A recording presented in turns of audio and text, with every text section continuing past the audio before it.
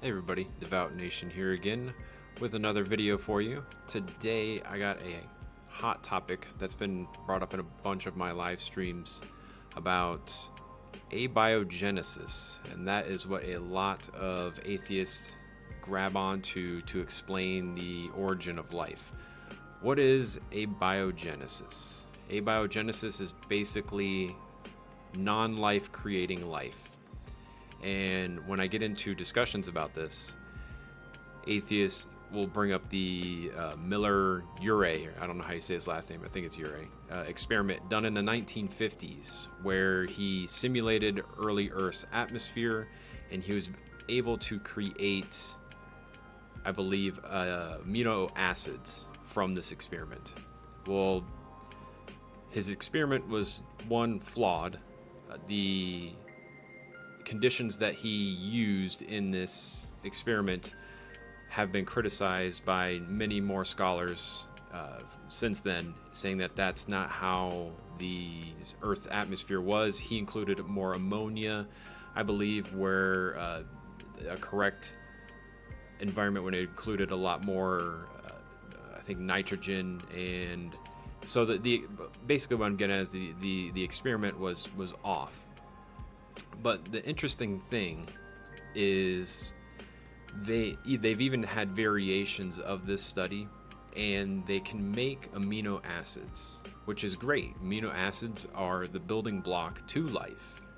But my question is, when this phenomena occurs and an amino acid is produced, what does that amino acid do? How does it evolve? Because amino acids cannot self-replicate.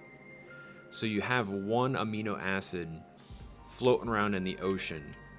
What's it gonna do?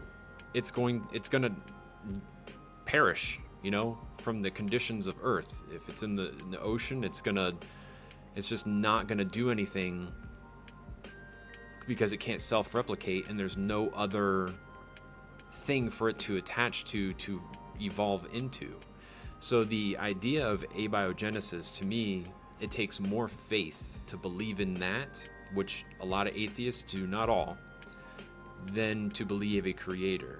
And when I explain this to people, they say, well, we have evidence, we can see that something like this could exist.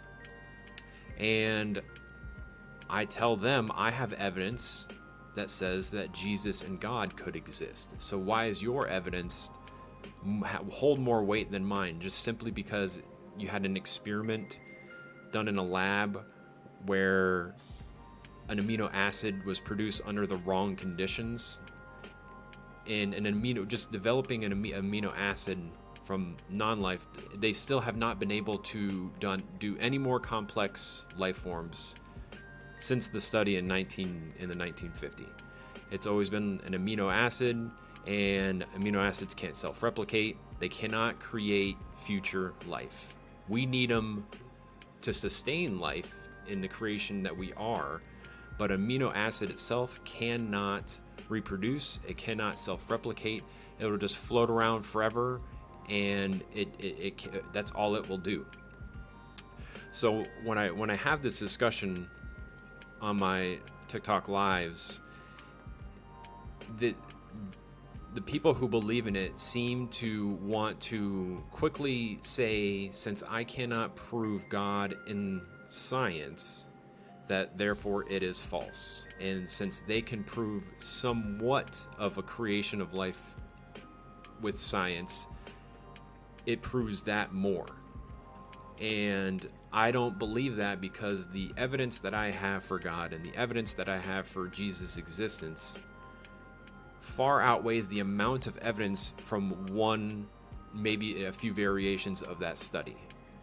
So when we talk about evidence for God, evidence for Jesus, we're talking about historical narrative, we're talking about physical evidence with things like the Shroud of Turin, we're talking about eyewitness testimony.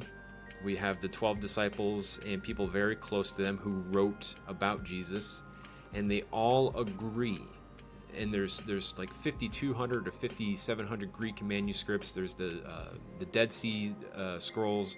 We have all of this corroborating evidence that points to Jesus being real and points to his life that's been recorded, all corroborated. To me, that holds more weight than a simple experiment in a lab under the wrong conditions, creating something that cannot evolve into life. So the atheists who believe in abiogenesis will say that abiogenesis created a molecule which then evolved into everything on Earth. If you take the time to think about that and take the time to think of how long that would take, I don't care if the Earth has been dated to be 5 trillion years old. To have every single species that we have here on Earth evolve, it's impossible. It's literally impossible, and it takes more faith to believe in that than it does to believe that there is a grand creator, an intelligent mind that created all life on Earth, and it just makes more sense. And I truly believe that evolution does exist to a certain degree.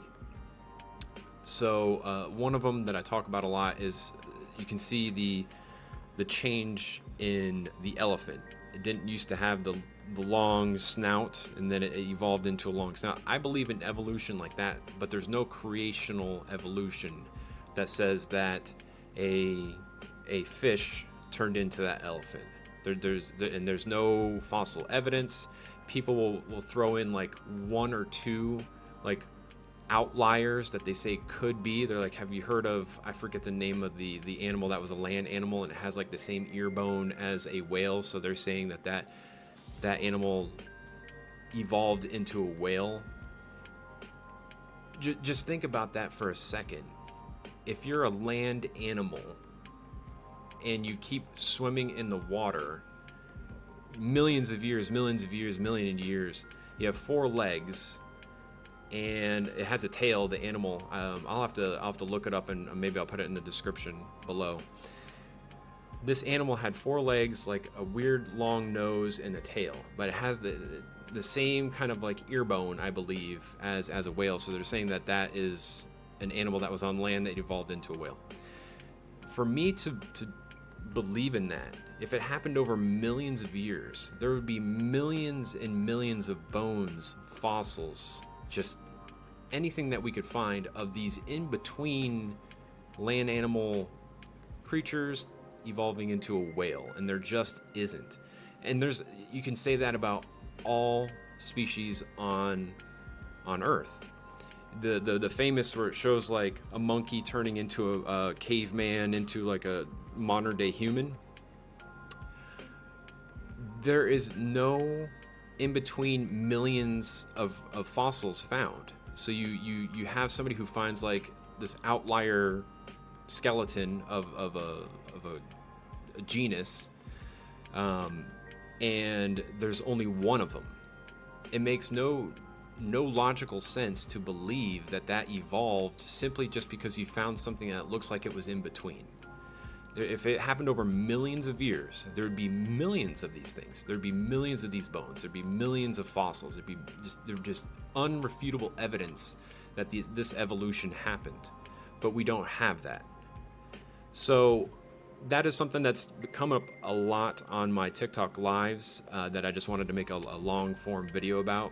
And if you want to look up the abiogenesis Miller study, there's plenty of information on it, and the grand conclusion is that it is not proof of life. It is not proof of source genesis of life.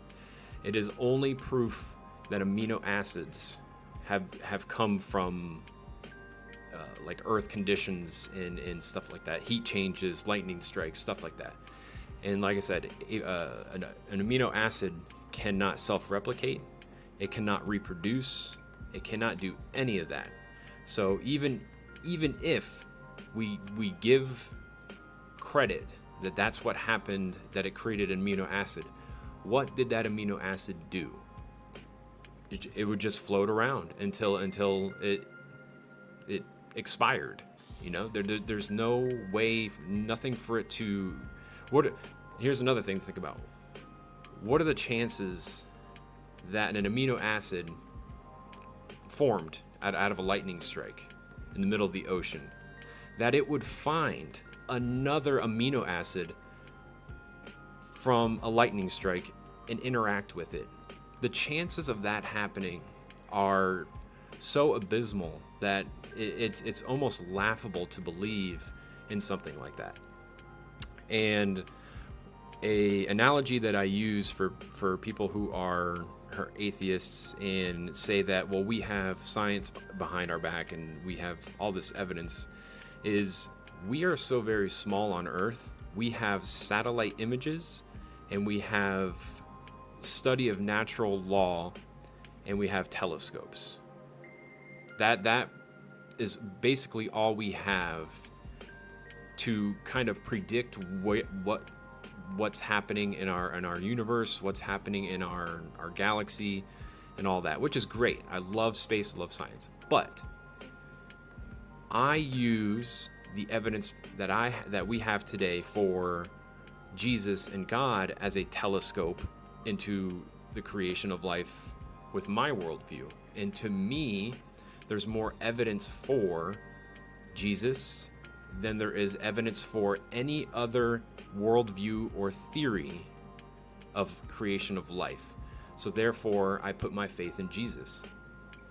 And it's the discussions I have on TikTok are always civil and respectful. I don't tell anybody that they're wrong for believing what they believe in.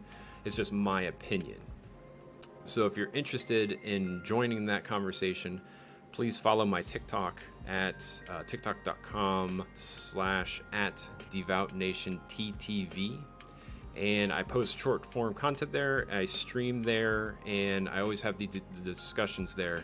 And there's always about 5 or 6 people who come in, and we have a discussion. And I feel like it grounds us better in our understanding of each other. So if you're interested in that, make sure to drop a follow there. Make sure to drop a follow here. Comment on here if you'd like. I always try to comment back. And as always, bless you all, and I will see you on the next one.